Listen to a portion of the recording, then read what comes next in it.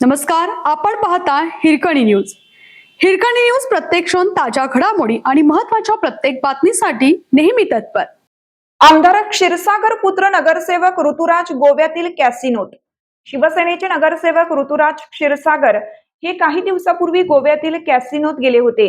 तेथे ते टेबलवर बसून जुगार खेळत होते असा आरोप ठाकरे सेनेचे जिल्हा प्रमुख रविकिरण इंगवले यांनी गुरुवार दिनांक 4 रोजी व्हिडिओ क्लिप दाखवून पत्रकार परिषदेत केला. या प्रकरणी आमदार राजेश क्षीरसागर यांनी नैतिकता दाखवून राजीनामा द्यावा अशी मागणीही त्यांनी केली. इंगवले म्हणाले, कोल्हापूर शहरामध्ये गांजा, जुगार, मॅच बेटिंग यामुळे नवीन पिढी बर्बादीकडे पाऊल टाकत आहे आणि या शहरातील आमदारांचे सुपुत्र खुलेआम कॅसिनो खेळत असतील तर त्यांच्याकडून समाजाने काय बोध घ्यायचा. 10 दिवसापूर्वी माझ्या मित्रांच्या सहकार्यातून व्हिडिओ माझ्या हाती लागला. त्यात कॅसिनोत एका टेबलवर बसून ऋतुराज क्षीरसागर जुगार खेळताना दिसत आहेत. ईव्हीएमच्या माध्यमातून विजय सरदार यांचा पराभव झाला, अन्यथा ऋतुराज पराभूत झाले असते. शिवसेनेच्या माध्यमातून महापालिकेत खून करणारे, जुगार खेळणारे नगरसेवक झाले, पण नेमका विकास कधी व कोणाचा हे प्रश्नचिन्हच आहेत.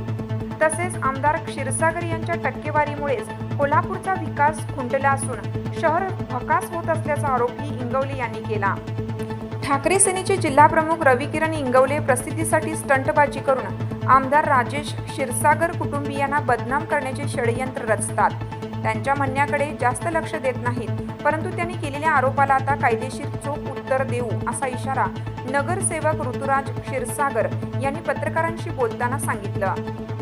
आपल्या हिरकणी न्यूज चॅनलला लाईक करा, शेअर करा आणि सबस्क्राईब करायला विसरू नका आणि रहा अपडेट.